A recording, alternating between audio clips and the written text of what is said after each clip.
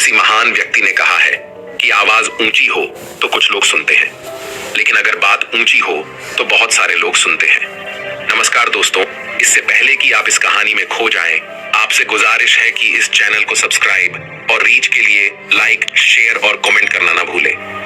दोस्तों, जब हम ये सोचते हैं कि जो हुआ वो अच्छा नहीं हुआ, ऐसा नहीं होना चाहिए था, यदि मैं कोई तरकीब या कोई उपाय अपना लेता तो ऐसा नहीं होता, यदि मैंने किसी से सलाह ही ले ली होती या फिर खुद की सूझबूझ का इस्तेमाल किया होता तो आज मुझे ये परेशानियां नहीं उठानी होती, मैं आज इस तरह से तकलीफों में नहीं रहता। इस प्रकार हम खुद को कोसने लगते हैं, खुद को दुखी करने लगते हैं।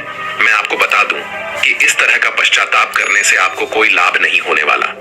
आप चाहे कितने भी हाथ पैर मार लें, चाहे आप लाखों कोशिशें कर लें, लेकिन आप अपने अतीत को बदल नहीं सकते, क्योंकि इस तरह के विचार केवल चिंता पैदा करते हैं। लेकिन यही चिंता अर्थात यही पश्चाताप हमारे लिए बहुत लाभदायक भी साबित हो सकता है। अब आप में से कई लोग ये सोच रहे होंगे कि भला जो बीत गया, यदि हम उस पर सोच विचार कर रहे हैं तो ये हमारे लिए कैसे लाभदायक हो सकता है।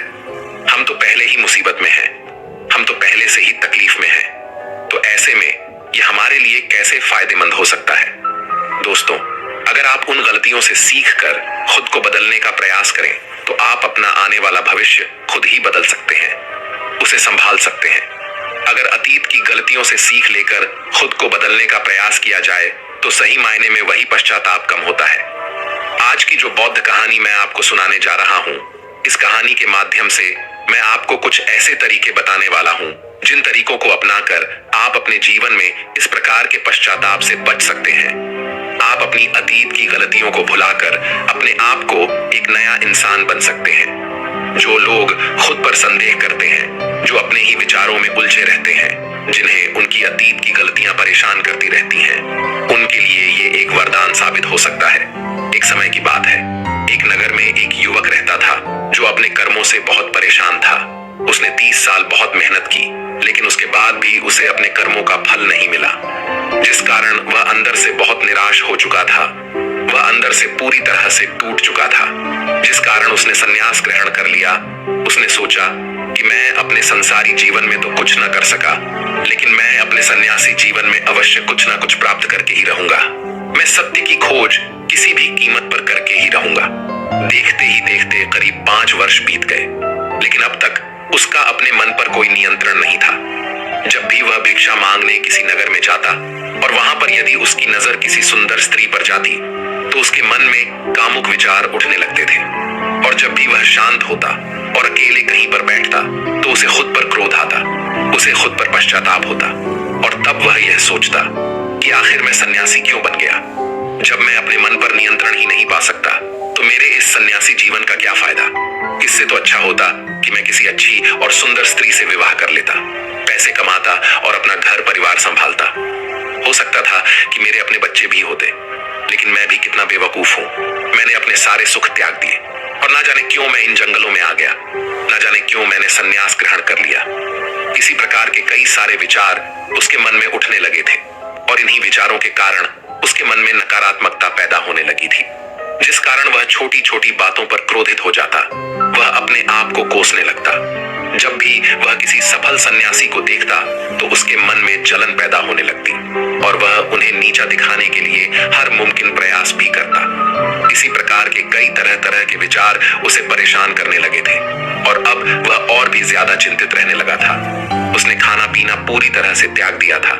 एक दिन रात्रि के वक्त वह आश्रम के बाहर बैठकर रो रहा था और रोते रोते उसने यह तय किया कि वह अपना जीवन समाप्त कर देगा। यह सोचकर वह आश्रम से निकल गया और एक पर्वत की चोट पर चला गया।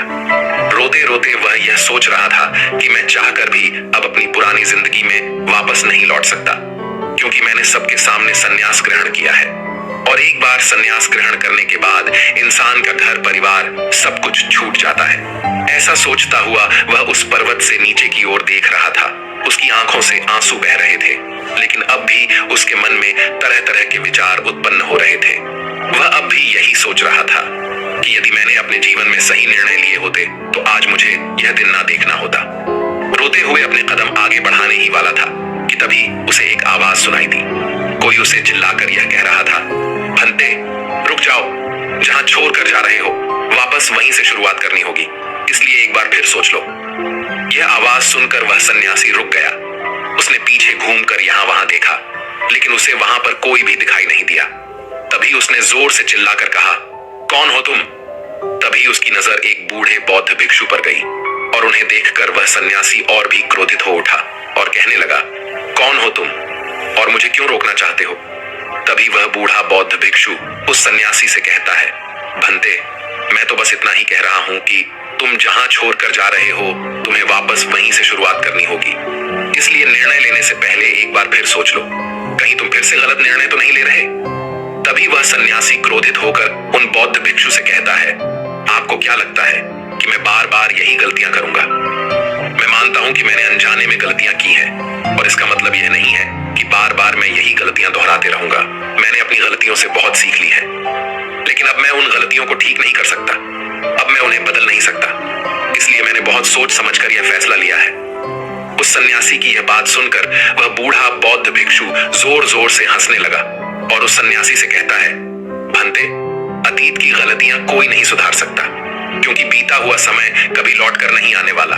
हाँ, वे लोग मूर्ख होते हैं जो यह कहते हैं कि वे लोग अतीत को बदल सकते हैं। उनसे ज्यादा अज्ञानी इस दुनिया में दूसरा और कोई नहीं हो सकता, क्योंकि जब तुम समय को वापस नहीं घुमा सकते तो तुम अपनी अतीत की गलतियों को भला कैसे बदल सकते हो? लेकिन जो लोग समझदार हैं, जो लोग ज्ञानी हैं, वे लोग यह बात बहुत अच्छी तरह से जानते हैं कि जीवन में गलतियां करना कितना जरूरी होता है। गलतियों के कारण ही तो हम सीख पाते हैं, अपनी गलतियों से समझ पाते हैं और अपने भविष्य को बेहतर बना पाते हैं। आगे वह बूढ़ा बौद्ध भिक्षु उस सन्यासी से कहता है, भंते, जब तक तुम्हें खुद की कमियों का ही पता नहीं होगा तब तक तुम अपने आप को बेहतर कैसे बना सकते हो? और हमारी कमियां तो सिर्फ हमारी गलतियों से ही पता चलती हैं।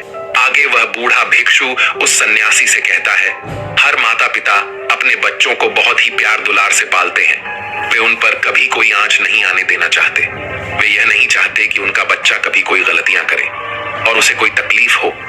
लेकिन वह यह भूल जाते हैं कि जीवन एक युद्ध का मैदान है, जहां हम खुद अपनी गलतियों से सीखते हैं और एक योद्धा बनते हैं। और जो यह सोचता है कि वह अपने जीवन में कभी कोई गलती ही नहीं करेगा, तो इसका अर्थ यह हुआ कि वह कभी भी जीवन के इस रण क्षेत्र में हिस्सा ही नहीं लेना चाहता। और जो कोई भी इस युद्ध में हिस्सा नहीं लेता, वह अपने जीवन में कभी कुछ नया नहीं कर पाता, ना ही वह अपने जीवन में कुछ सीख पाता है। वह तो केवल वही करता है जो उसे सिखाया गया है। और जो व्यक्ति इस युद्ध भूमि में हिस्सा लेता है, वह यह अच्छी तरह से जानता है कि उसे कई बार गिरना होगा, कई बार संभलना होगा, लेकिन उसे रुकना नहीं है, बल्कि उसे चलते रहना है, क्योंकि जीवन चलते रहने का नाम है। इस पर वह सन्यासी और भी क्रोधित हो उठता है और बौद्ध भिक्षु से कहता है, आखिर तुम कहना क्या चाहते हो? तुम इस तरह से मेरा समय व्यर्थ कर रहे हो। जो भी कहना है जल्दी कहो, अन्यथा अच्छा नहीं होगा। तभी वह बूढ़ा बौद्ध भिक्षु एक बार फिर मुस्कुराने लगा और उस सन्यासी से कहता है, भंते, आज मैं तुम्हें जीवन के ऐसे 5 तरीके बताने वाला हूँ जिनका पालन करके तुम अपने अतीत की गलतियों को अपनी ताकत में बदल सकते हो। आगे वह बौद्ध भिक्षु उस सन्यासी से पूछते हैं, भंते, क्या तुम जानना चाहोगे कि वह 5 तरीके कौन से हैं? यदि तुम जानना चाहते हो तो इसके लिए तुम्हें भी मुझे एक वचन देना होगा। तभी वह सन्यासी कहता है, कैसा वचन? वह बूढ़ा बौद्ध भिक्षु बहुत ही प्रेम से उस सन्यासी से कहता है, बस इतना ही कि तुम अपने मन से आत्महत्या का ख्याल निकाल दोगे। सिर्फ तभी मैं तुम्हें यह 5 बातें बताऊंगा, अन्यथा तुम अपने फैसले पर अटल रह सकते हो। लेकिन याद रखना कि जो गलतियां तुमने पहले दोहराई हैं, हो सकता है कि इस बार भी तुम वही गलती कर रहे हो।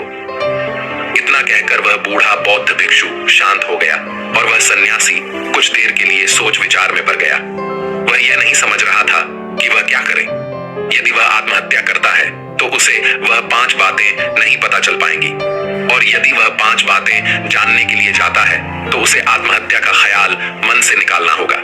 वह सन्यासी असमंजस में था, लेकिन काफी देर सोच विचार करने के बाद आखिरकार उसने उस बूढ़े बौद्ध भिक्षु की बात मान ली और वह उन बूढ़े बौद्ध भिक्षु के पास पहुंचा और कहने लगा, कहिए, आप क्या कहना चाहते हैं? तभी वह बूढ़ा बौद्ध भिक्षु उस सन्यासी से पहली बात बताते हुए कहता है, भंते, सबसे पहले तो तुम यह जान लो कि कि अतीत में जो भी तुमसे गलतियां हुई है वह किसकी कारण हुई है, उसके पीछे का क्या कारण था। तुम्हें सबसे पहले उन कारणों को पहचानना होगा। वह कारण या तो कोई मजबूरी हो सकते हैं या कोई इंसान हो सकता है जिसके कारण तुमने वह सारी गलतियां की, या फिर हो सकता है कि तुमने वह गलतियां केवल अपने स्वार्थ के लिए की हो। तुम्हें उन कारणों को पहचानना होगा। यदि तुम्हें किसी से धोखा मिला था तो क्यों मिला था? क्या तुमने कभी इसके ऊपर विचार किया है? क्योंकि शायद तुमने उस पर हद से ज्यादा विश्वास किया होगा। एक बार यदि तुमने उस कारण को समझ लिया और उसे जान लिया तो तुम यह समझ पाओगे कि तुमने कहां कमी रह गई, तुमने कहां पर गलती की। और एक बार यदि तुम अपनी गलती को समझ जाओगे तो तुम उसे सुधार भी सकते हो, ताकि वैसी गलती भविष्य में तुमसे दोबारा न घटे। आगे वह बूढ़ा बौद्ध भिक्षु उस सन्यासी से कहता है, गलतियां हमें दुख नहीं देती। दुख हमें तब होता है जब हम अपनी गलतियों को बार बार दोहराते हैं, जब हमें इस बात का एहसास होता है कि शायद हम अपनी गलती को अब सुधार नहीं सकते, और शायद हमारे भीतर अब उतना आत्मबल नहीं बचा कि हम उन गलतियों से सीखकर उन्हें सुधार सकें। जब हमें खुद पर संदेह होने लगता है, खुद पर संशय होने लगता है, तब हमें दुख होता है। किंतु एक बार, केवल एक बार यदि तुम यह समझ जाओ कि गलती करके जब हम उससे सीख लेते हैं और उस गलती को सुधारने का हर मुमकिन प्रयास करते हैं, तो हमारे भीतर एक विश्वास जाग उठता है और फिर हमें कभी कोई दुख नहीं परेशान करता। इसीलिए हमें किसी भी गलती के पीछे का कारण जानना बहुत आवश्यक होता है, और इसके लिए तुम चाहो तो खाली बैठकर चिंतन कर सकते हो। ये इतना मुश्किल भी नहीं है। एक बार अगर उस गलती के पीछे की वजह तुम्हें समझ में आ जाए, तब दूसरा तरीका काम आता है। जब हम गलती के पीछे की वजह को जान जाते हैं, उसे समझ जाते हैं, तो उसके बाद हमें खुद से एक सवाल करना चाहिए, और वह सवाल यह है कि गलती करने से पहले हम कैसे इंसान थे, और यह गलती करने के बाद हमारे अंदर क्या परिवर्तन हुआ है। क्या हमने अपनी गलती से कोई सीख ली है या नहीं, और यदि सीख ली तो फिर हमने अपने बारे में क्या क्या जाना। आगे वह बूढ़ा बौद्ध भिक्षु उस सन्यासी से कहता है, भंते, यदि तुम इस प्रकार खुद से सवाल करोगे तो तुम पाओगे कि तुम्हारे जीवन में कुछ नए अनुभव जुड़ गए हैं, और यह अनुभव तुम्हें आगे ले जाएंगे, क्योंकि यह जीवन में आगे बढ़ने के लिए तुम्हारी बहुत मदद करेंगे। तुमने देखा होगा कि जब किसी को जीवन में धोखा मिलता है तो अधिकांश लोग केवल यह सोचते हैं कि आखिर इसमें हमारी क्या गलती थी, लेकिन वह इस वास्तविकता को नहीं देख पाते कि आज तुम्हें धोखा मिला है तो क्यों मिला है। क्योंकि आप एक संवेदनशील इंसान हैं, और जब आप ज्यादा संवेदनशील हो जाते हैं तो ऐसी स्थिति में आपकी संवेदनशीलता ही आपके धोखे का कारण बनती है, और यही आपकी गलती है। और जब आपको अपनी गलती के बारे में पता चल गया तो आपने यह भी सीख लिया कि आपकी गलती थी। अगर तुम एक बार अपने बारे में निरीक्षण करना शुरू करोगे तो अपने बारे में तुम्हें बहुत सी अद्भुत बातें पता चलेंगी, और तब तुम खुद ही आश्चर्यचकित हो जाओगी, क्योंकि तुम खुद के बारे में और अधिक जानने लगोगे। इसलिए खुद का निरीक्षण करना अति आवश्यक है। आगे वह बूढ़ा बौद्ध भिक्षु उस सन्यासी से तीसरी आदत बताते हुए कहता है, तीसरे तरीके में हम खुद से संकल्प करते हैं। हम यह दृढ़ संकल्प बना लेते हैं कि हम भविष्य में दोबारा यह गलती नहीं दोहराने वाले। हाँ, हमसे कुछ नई गलतियां आवश्यक होंगी, लेकिन यह गलतियां हम जीवन में कभी नहीं दोहराएंगे।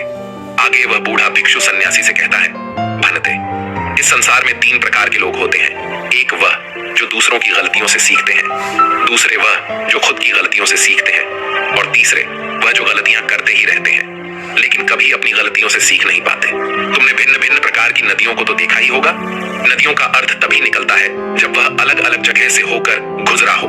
अगर वही नदी एक जगह पर ठहर जाए तो क्या वह नदी कहलाएगी? इसी प्रकार एक इंसान का जीवन भी नई नई गलतियां करने के लिए बना है।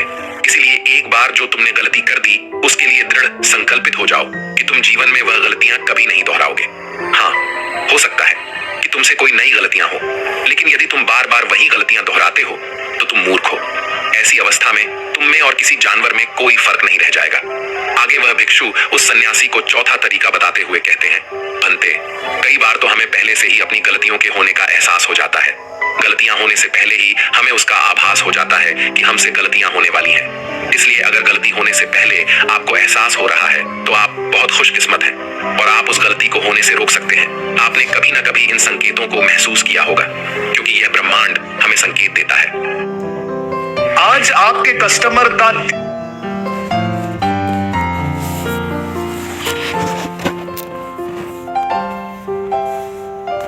लेकिन फिर भी हम में से अधिकांश लोग इन बातों को नजरअंदाज कर देते हैं, जिसका परिणाम हमें बाद में भविष्य में भोगना होता है।